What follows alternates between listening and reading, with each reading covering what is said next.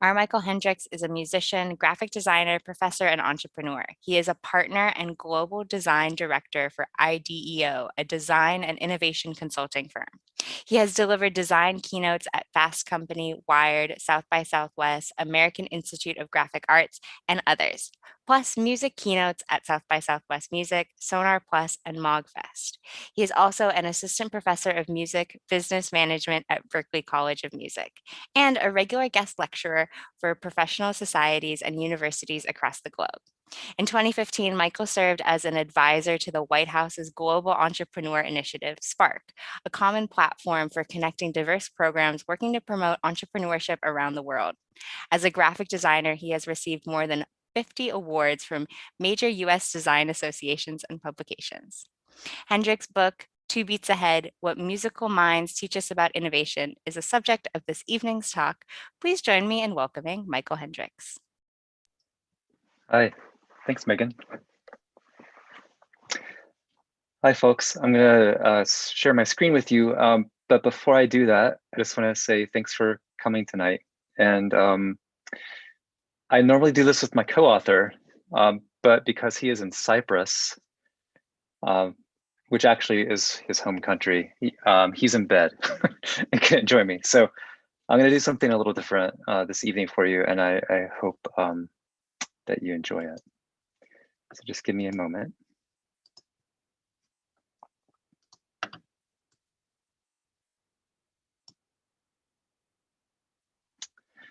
Okay. So, music has been a huge part of my life from the beginning. And when Two Beats Ahead came about as an idea, it was a long time coming. I mean, I had, been in bands as a high schooler, kept through it in college, through my adulthood, and even in my professional life as a designer, never gave it up. Putting out records even the last month, honestly. But design has always been my job, and I really kept the two separate, honestly. I mean, it's they did come together in ways you might expect, like marketing or packaging. Maybe I needed artwork for a record, or I was going to make some posters for a friend. But I didn't really think about design and music perhaps as a blended art. And that changed for me when I met Panos, who I mentioned, who is asleep in Cyprus right now. Panos and I met at a conference. It was around 2014. We were both speakers separately. He had just started something called the Berklee Institute for Creative Entrepreneurship at Berklee College of Music. And I was speaking about design as a driver for the creative economy in Massachusetts. At that moment in my career, I was thinking about I was just asking myself, really, what new things could I do as a designer? And at IDEO, I've worked in healthcare. I've, as you heard in my intro, I've worked with federal government. I've worked with mattress companies. I've worked with lots of consumer goods, financial services. It's a lot of stuff, but I had never really worked with music. And I asked myself why. Like, if I could bring design and innovation to all of these other industries, why can't I do it for music? So when I heard Panos on stage, I paused because he was talking about entrepreneurship. Now, I have to be honest, even though I've been a musician my whole life, I could never get into Berklee College of Music based on my musical skills. I'm not as good as the students there. So I really, even though I'm in Boston, I really kind of avoided even going over there because I just felt embarrassed. I didn't feel like I had anything to offer. But he was talking about entrepreneurship, and that is actually something I knew a lot about. Before IDEO, I had my own business. I had worked in the carpet industry of all industries, believe it or not.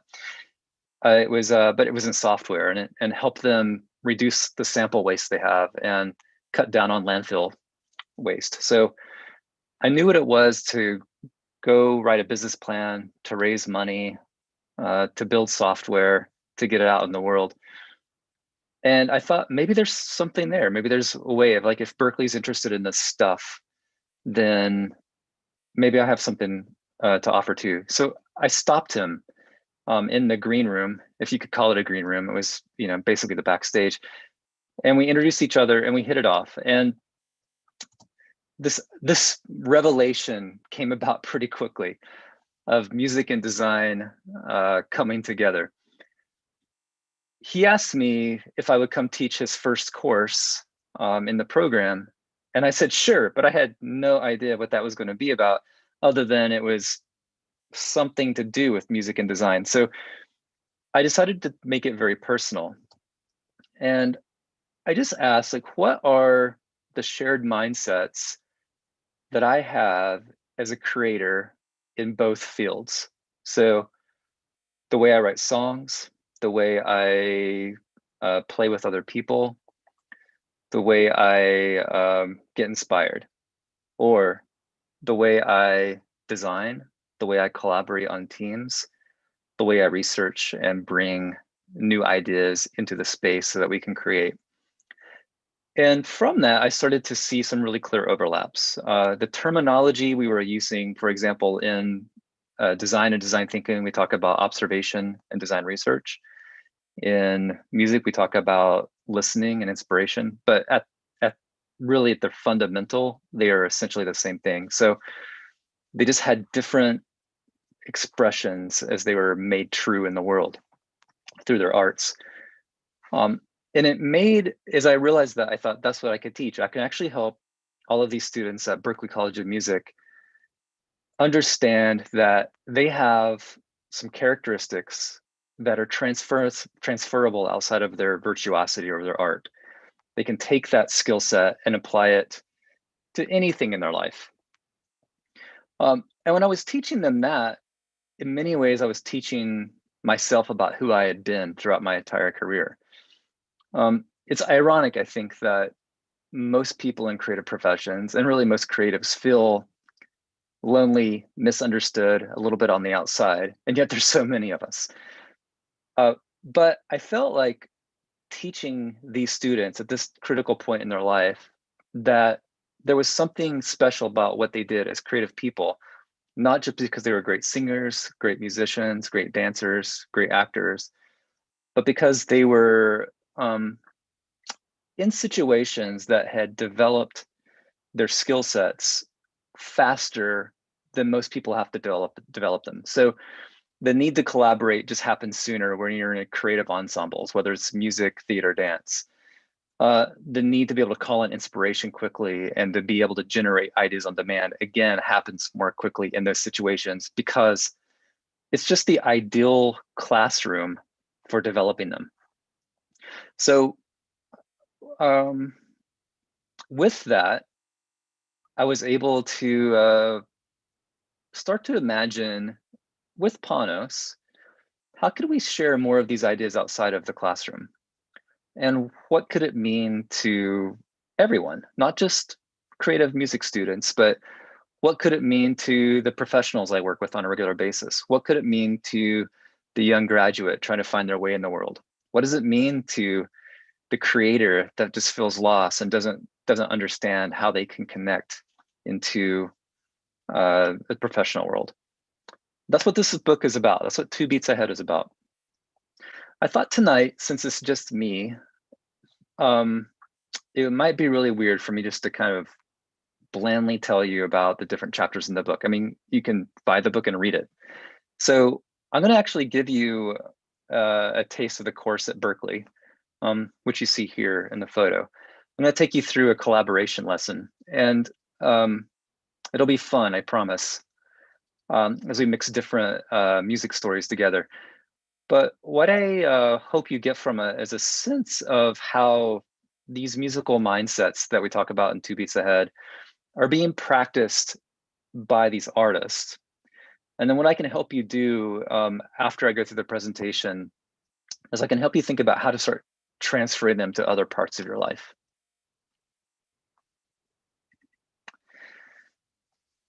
So this is a walk through decades and genres of music. Uh, and I did that on purpose because I want you to understand that I believe these ideas are old. I don't believe they're actually new at all, but I don't believe they've been well articulated for a broad number of people. I also don't know that they've been really taught with rigor. And the reason that matters is because there's so many of us in the creative world, especially if you're my age, you're a couple decades into your career. You know how to do it. You know how to be creative. You know how to collaborate. You know how to help unlock the creativity of others. You know how to remix disparate ideas into something new and exciting. You may even know yourself so well that you can reinvent yourself over and over again. But you've learned that through life experience. You've learned it through mistakes. You've learned it through hard knocks. If we can learn to do this at a younger age, earlier in our careers, or if we can start doing it now because we've not been in the creative field, we haven't had to do it, and we want to start afresh, doing it with some kind of structure will unlock more potential for everybody.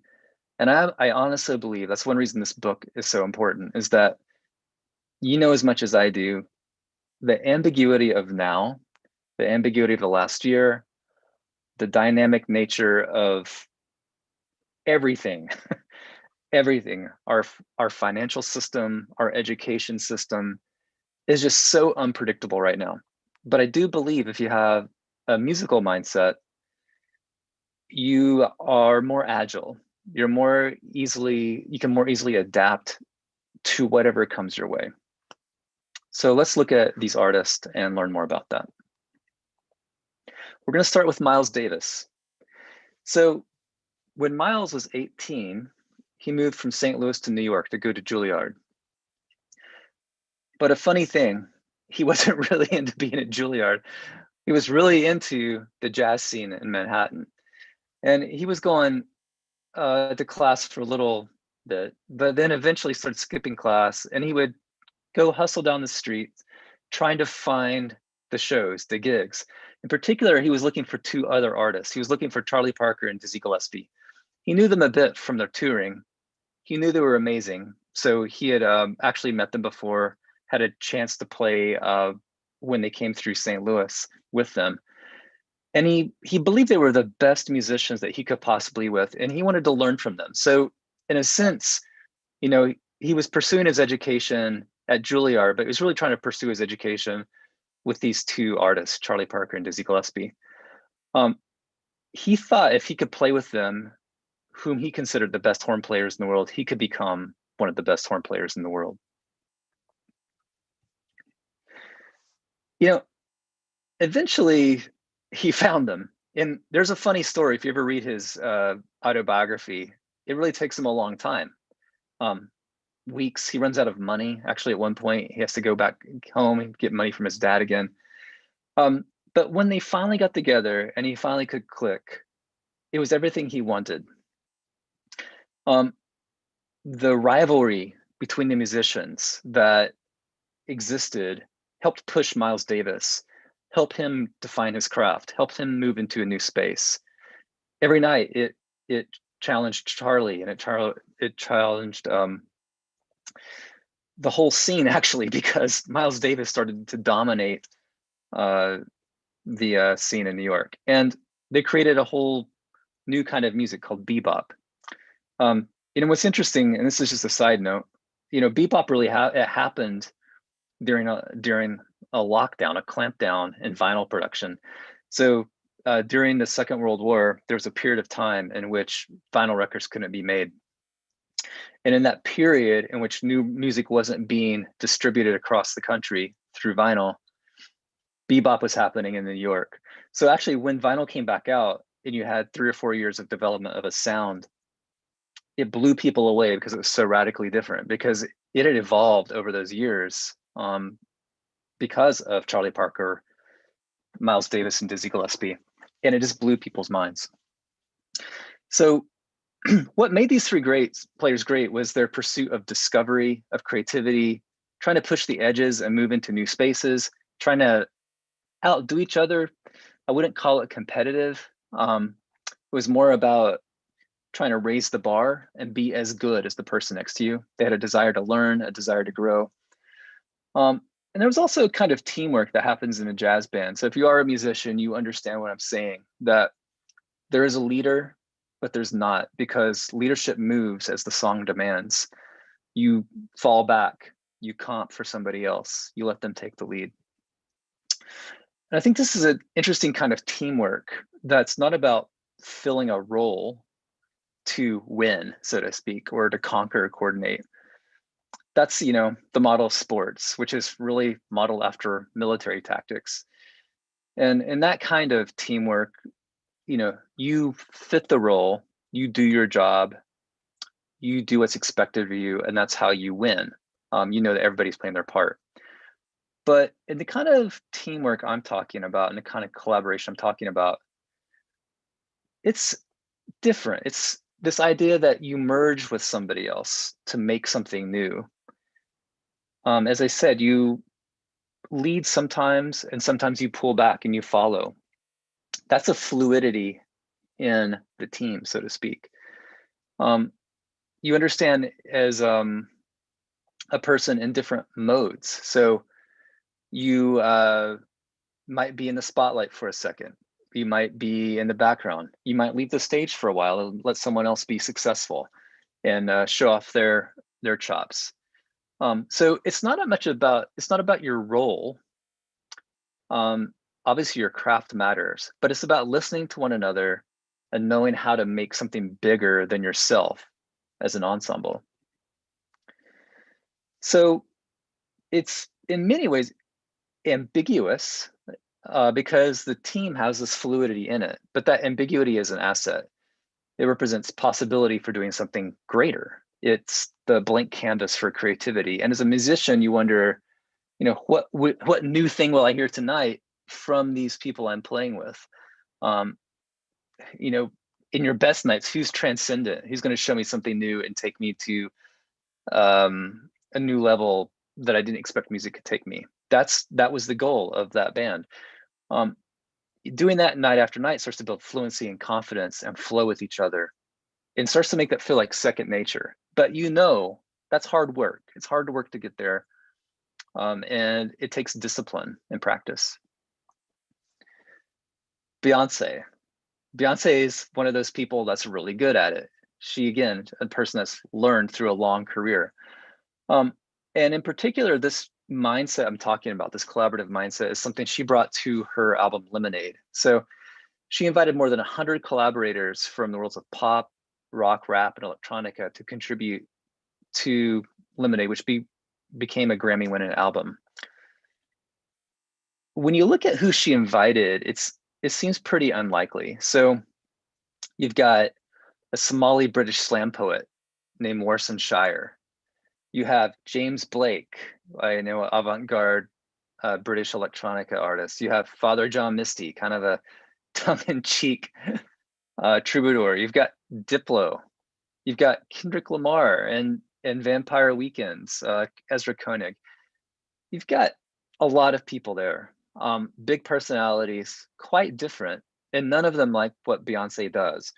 And that was by design. She was really choosing other artists that would help push her into new spaces, challenge her, and then with her, create something new. So, if you have an album that's, sampling from Led Zeppelin, Dionne Warwick and Animal Collective, and these kinds of artists as songwriters, you're bound to do something new, right?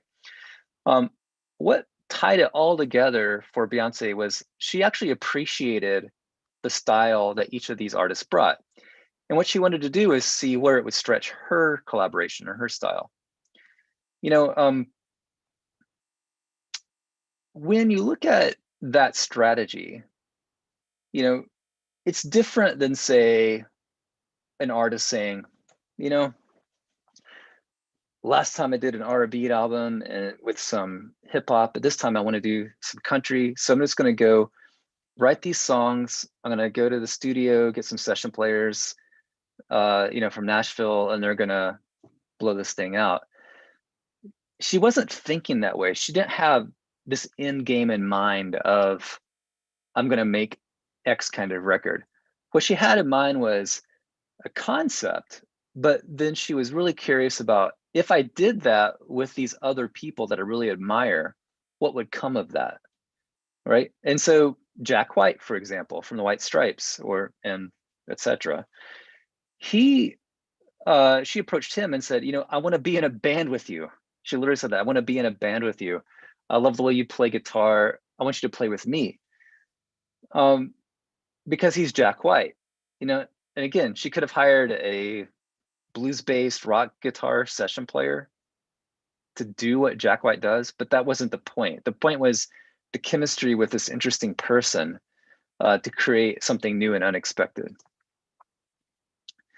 So she didn't ask an artist to perform in a specific way or to fulfill a certain role, like we talked about in the earlier kind of teamwork. She asked them to bring their own unique voice. And then with her creative philosophy, she could bring something new into the world. So she would tell them, just do your thing. I'll come along with you. We'll see what happens. And what happened is an amazing record, right? I mean, groundbreaking, genre breaking,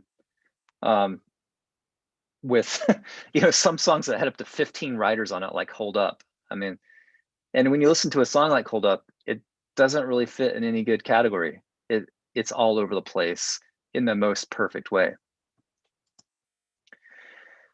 So maybe this sounds familiar to you. So even if you're not a musician, and I hope it does, because I wouldn't want anyone to think that this book is only for musicians or even people who are really into music. I think there's something instructive for all of us. Creative collaboration is, in my world, as a designer. And when we come together with another person, our expectation is to be surprised, to be inspired and delighted by what's unexpected. It's about an exponential outcome. So this is one of my colleagues at IDEO named Zach Hobbs, the very tall person. He's with one of our clients, Nora. Zach is a graphic designer. Nora is not. She's a business graduate. And he invited her into the creative process as an equal, finding the excellence in her ideas and bringing those into the design. For Zach, her title didn't matter, her background didn't matter. What he was interested in was her passion and creativity for bringing her ideas into the work. And he was able to work with her in that way to bring some new designs into the world. So with this approach, it's not about outdoing one another or following someone else's feedback verbatim. It's about discovering the new together, using our creative fluency to be fluid in our roles and navigating change towards something greater than ourselves.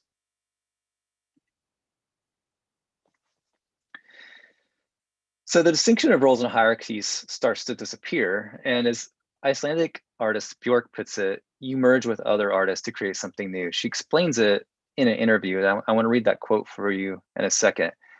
But I do want you to look at these masks. These are masks that she commissioned, a number of masks that she commissioned with other artists to express different ideas in her songs for this particular tour.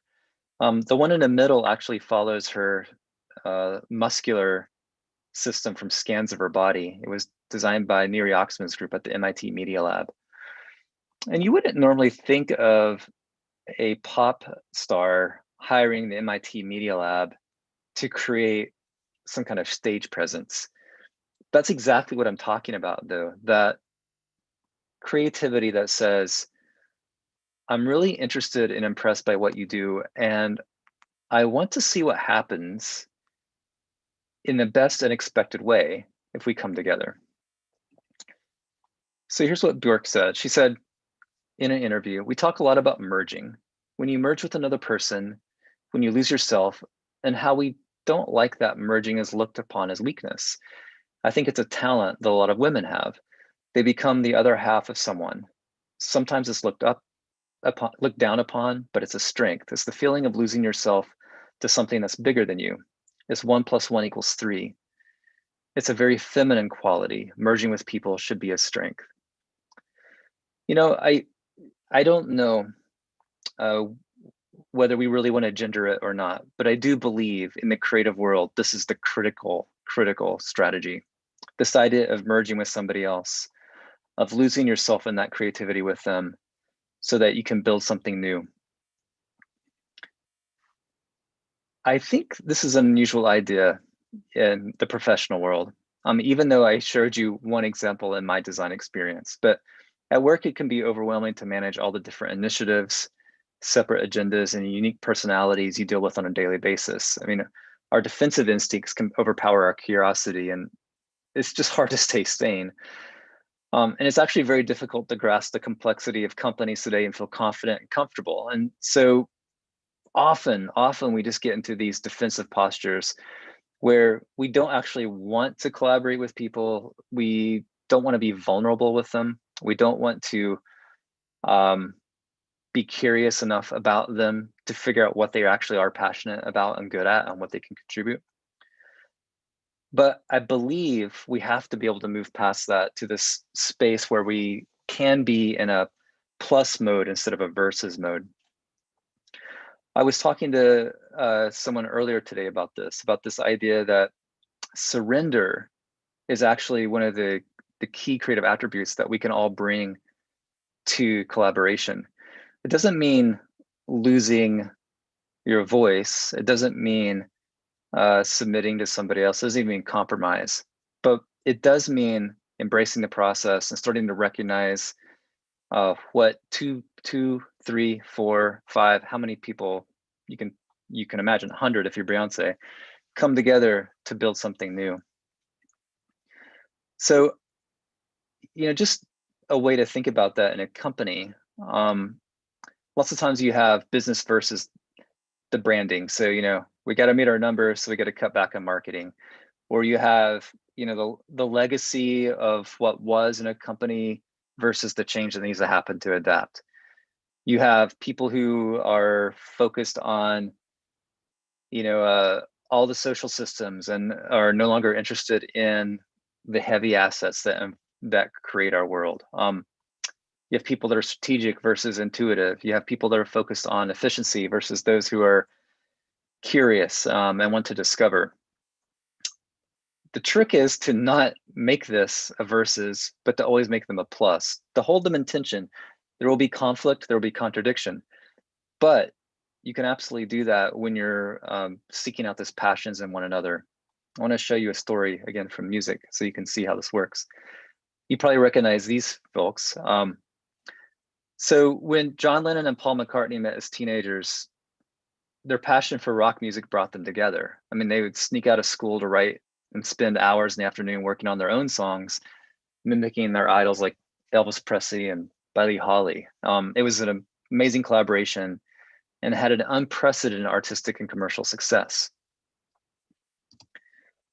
But by the time they got to their 9th studio album, and it's kind of amazing they could do 9 albums in such a small amount of time, but they got to the White Album and things were starting to fall apart for the band. It started with a trickle. Their manager, Brian Epstein, unexpectedly passed away. And he had actually been the glue that kept them together. He had helped them respect each other. He had helped them negotiate with each other. He had helped them really pursue their dreams together. And without him, Paul actually tried to step in to be the unifier, and the other guys just weren't having it. So they began drifting apart, following their own interests and agendas, and specifically recognizing them as different agendas than that of the Beatles. So each of them had, John's agenda. John had his agenda, Ringo had his, George had his. So not only were their relationships in decline, then so was their business. Without a manager, Apple Corps, their business started to fall apart. They really had no idea how to do it. And none of them wanted to run it. They began to bleed money, began to become disinterested in each other. Egos got in the way. George wanted more acknowledgement as a songwriter, but wasn't able to get it until he had his own songs on his records. Paul wanted to continue his pop music agenda. John became interested in avant-garde. It just fizzled to an end. One more record made it out of goodwill, and that was it. it totally fell apart when they all found out that Paul was doing a record on the sly out of his apartment initially, and they called it a day. They had lost shared interest in one another, shared curiosity.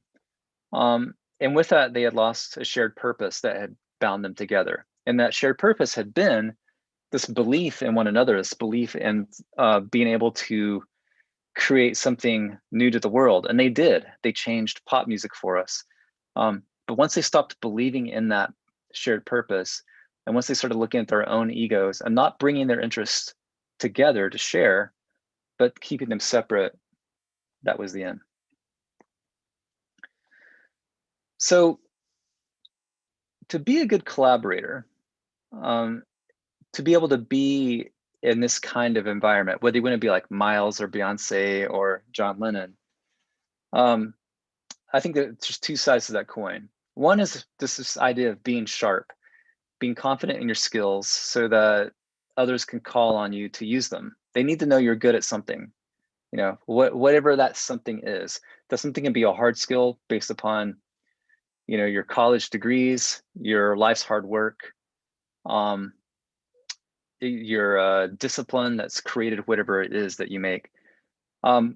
They could also be passions where you didn't study any of that stuff. You just love something so much that you're highly knowledgeable about it, and people want to call you for that. Maybe you're good at recommending films. Maybe you're a great dinner host and you throw great parties. Those are actually things that are worth knowing you about. And people can call on you to ask you to do that with them. The other side of it is being curious about the people around you,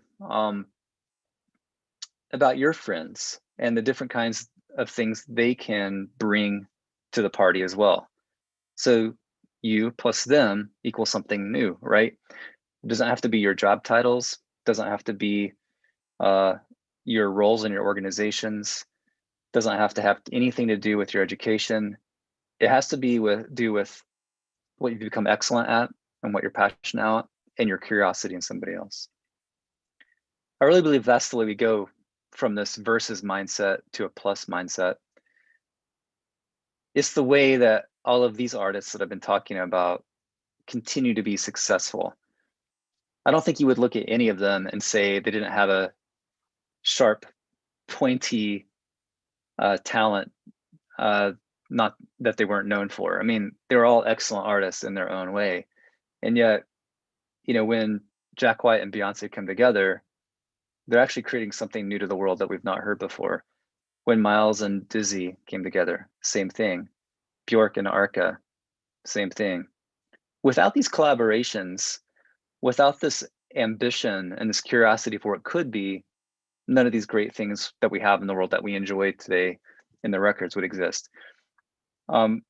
So the trick is to take on this mindset of seeking others out, and then being willing to surrender to whatever that collaboration looks like in order to produce something new. Kendrick Lamar, when he was making To Pimp a Butterfly, he thought it would be cool to have Kamasi Washington play on the last track of the album. As you know, Kamasi is an amazing jazz musician of his own. He has a hip hop sensibility, also from LA. They knew of each other, and so Kamasi contributed.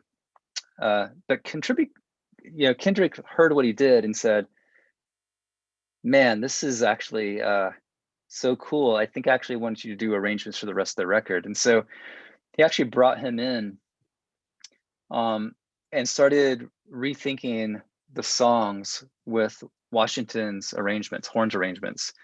And you listen to that record, it has an amazing jazz thread throughout.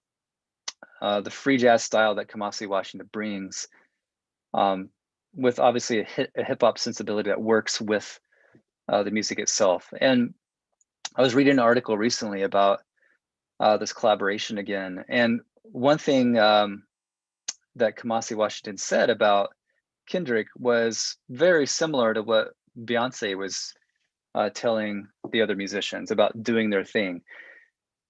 He said he really created an environment for every contributor to thrive in the studio.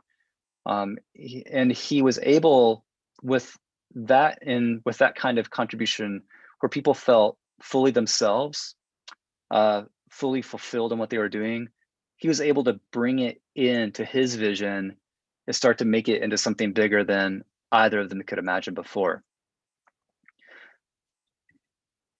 So, you know, when you hear that record today, I mean, I don't think you could actually separate it at all. You don't think about the multiple collaborators, and that's really the evidence usually of a good outcome in the end. Just like Lemonade from Beyonce, when you hear those records, you're not imagining, oh, there were 15 people on that track, you know. It is so well blended and so skillfully done that the collaboration just transcends and it takes you into a new place. You hear a record you haven't heard before. It'd be easy to settle back in comfort zones because actually what I'm talking about is pretty hard. But if you're willing to bring this mindset in and take the risk and be vulnerable, I think you can, you know, do amazing things, even make history like these two folks did with their Grammy. So that is the conclusion of my presentation. And what I'm hoping is that we can continue now with some questions from you.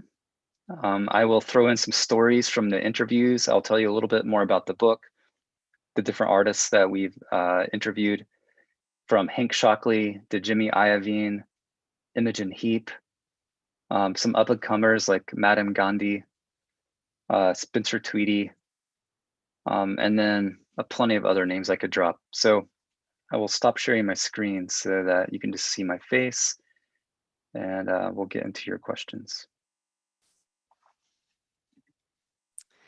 Cool. Thanks so much, Michael. And I want to encourage the audience, if you have more questions, please send them in. I think, yeah, you were just mentioning, talking a little bit more about the book. So this first one, you know, maybe will be a starting point for that. What is the structure of your book, and what do you hope folks get out of it as they read it? Well, you know, when we started working on the book, it was tricky because creativity is pretty messy, but we needed a book is linear. So interestingly, we spent a lot of time thinking about how we could introduce these progressive mindsets. So this starts with listening, it goes to experimenting, it goes to collaboration, it goes to demoing and prototyping, producing, remixing, etc. So there you can see there's actually, in a linear flow, you could move through that. But the book is written in a way that you don't have to go through the flow. The book is written in a way that you can pop in to any one of those chapters that you're interested in, and it wholly contains itself. What we've done is we've woven stories throughout the entire book. So if you do read about somebody in chapter 2, you'll probably read about them again, you know, in chapter 6 or 7. Because, as I said, the creative process doesn't confine itself to any particular phase, but there are these mindsets, which is another important point about the structure of the book. It's not a how-to book. There's not, at the end of the chapter, there's not like, try these 5 things today. We didn't blogify our book. I learned this because as a designer, I've seen design thinking in particular turn into a formulaic, boring story that isn't what it is, but it's the way it's been presented to the world. And I didn't want that same kind of misunderstanding to happen for the concepts in this book. So by design, the book is about perspective. The book is about shaping the way you look at the world. The book is about reading a chapter and pausing and reflecting on what you just heard. We have Spotify, we have playlists at the end of each chapter. They're on Spotify. Those playlists are there because they introduce you to the musicians and the music we're talking about in each chapter, but they also give you time to reflect and think about, what did I just read? Like, how do I become a better listener in this way? And in this way, what I mean is being open to the world, you know, not pushing things away, expanding your curiosity, getting curious about individuals, That's the kind of listening that we propose in the first chapter. So I think it is a different way of thinking, and having those moments to actually pause, listen to music, and reflect helps us sink in a bit better. Yeah, that sounds really fun that you've included the music in the reading. That's really cool. Let's see. This next question, what is the main goal of your design efforts? Do you have a message to send, or are you gathering people, or are you always trying to create something new? What is your impetus? So, generally at IDEO, our job is innovation. So a company will come to us and say, we believe there's an opportunity here, maybe, we don't know. Could you create something? Is there something to create in this? It could be a new product, it could be a new service, it could be a new experience. Those things could be anything from, like, we work with JetBlue to give them something called, I'm trying to remember now. I haven't flown in a year. My gosh. But basically, you can get first class amenities without having to buy a first class ticket. That was the whole design. And so this idea of democratizing service, breaking it into points, and then allowing people to get food whenever they want, or to be able to, go through security quickly. That's actually a designed experience that we developed through observation, through trying to keep the ethos of the brand, to keep it the egalitarian brand. So design is, for me, an interesting space to tackle any problem. It could be in financial services, it can be in healthcare, it can be in travel, it can be in food. I like it all. What drives me, though, on a regular basis is actually this creative direction role. And in the book, we have a whole chapter on producers. Jimmy Iovine, T-Bone Burnett, Hank Shocklee were all interviewed.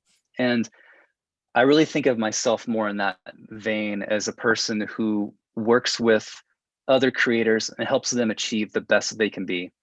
I want to help unlock their creativity. That's what I love about teaching at Berkeley. I feel like it's another opportunity to help creative people become more of who they are. And so even at IDEO, in this creative environment, when I'm working with teams, what I'm most interested in is helping them raise the bar, get more out of themselves than they thought was possible, surprise one another. That's the joy of the work for me. Can you talk a little bit about your time working with the White House? It seems like the government could use some help with their user experience design efforts. So I'm curious to know a little bit about what you did with the White House back in 2015. Yeah, we did a number of things, and IDEO has had an opportunity to work with. We worked a lot with the Obama government, and we didn't work any with the Trump government. With Obama, we helped design the Consumer Financial Protection Bureau, which was, I don't know if you're familiar with it, but it was basically to stop predatory loans from happening across the country. The experience of that is actually helping design the organization, the communication. We worked with USCIS, believe it or not, to help welcome people into the country and take away the opacity, bring some transparency into the process of knowing where you are in your application, and make that a less stressful experience. Unfortunately, when the cabinets change, work disappears too. So, all I can say is I'm hopeful that, we have new administration, we can get more involved again and find that work. The Spark initiative was super interesting. That was with the State Department, and that was really focused on helping women entrepreneurs across the world, get them the resources they needed like whether through classes on how to set up businesses.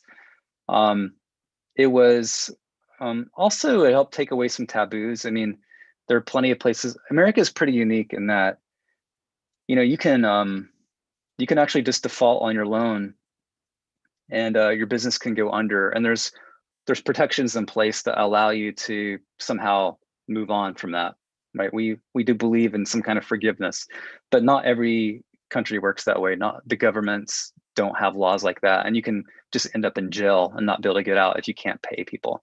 You can't borrow money in certain places. So there's work to be done, and just helping create the space and the opportunities for people to have agency without the risk of losing everything they have.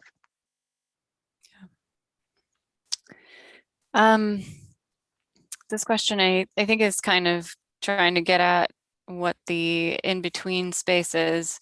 Is there a moment, a line, a space where the verses can shift to plus? What does that look like when you make that transition, I guess? I think it's actually very hard.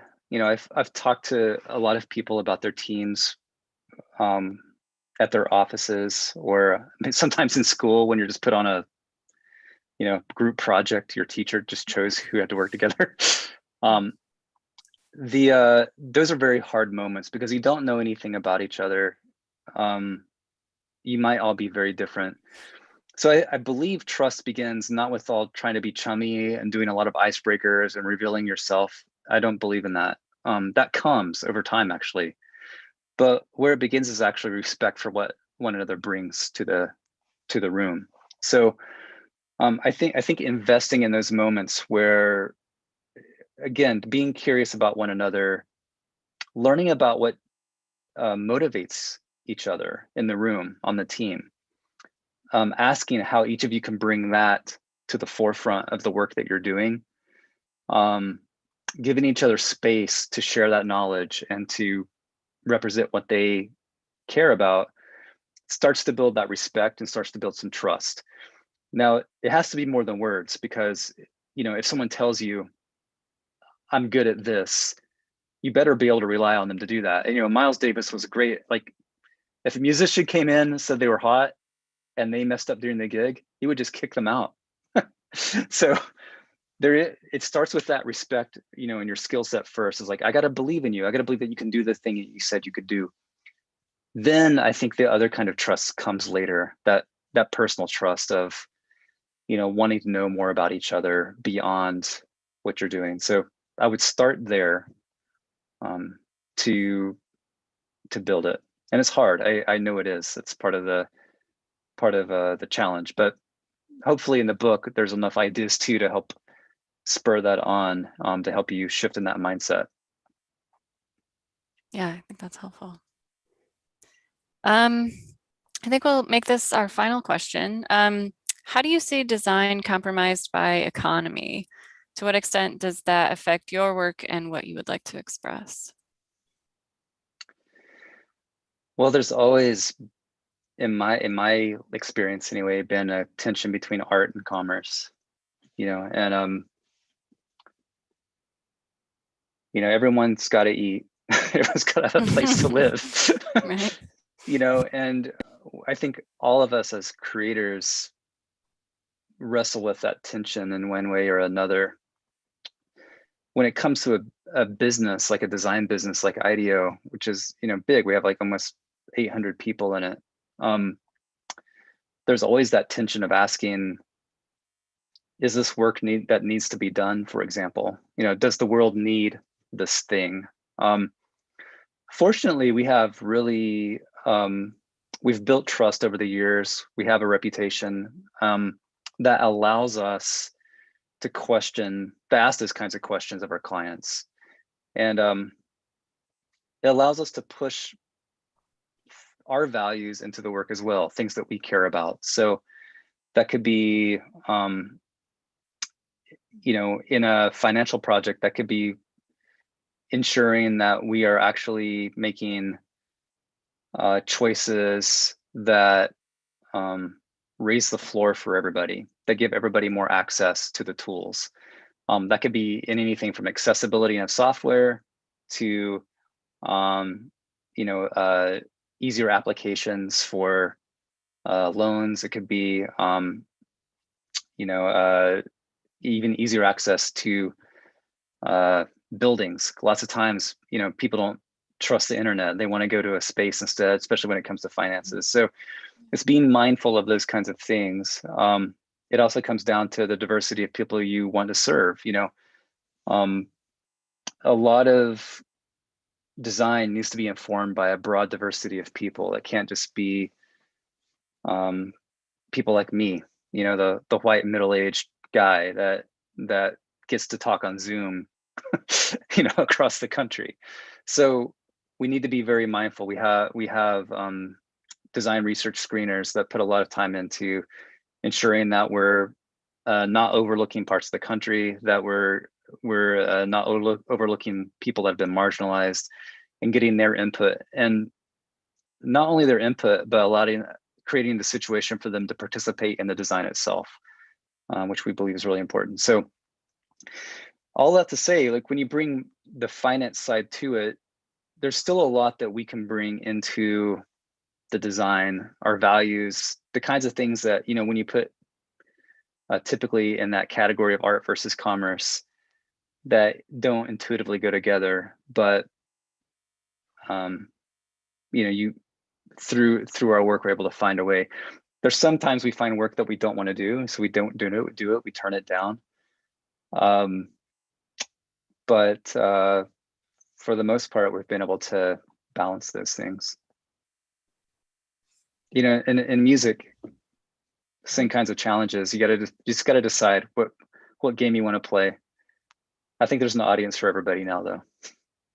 Yeah. Yeah. Well, I want to give you a chance to have any closing thoughts before we end here.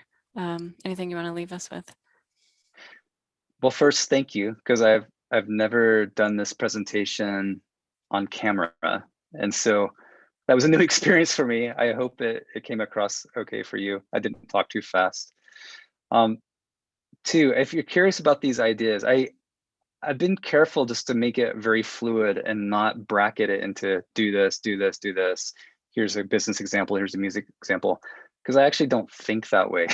And I don't believe in that. I actually believe in the merging of these ideas. So if you found it a little bit fluid, that's by design. I think you might find the book that way too. You're going to find musicians, entrepreneurs, producers, technologists, all weaving in and out of stories.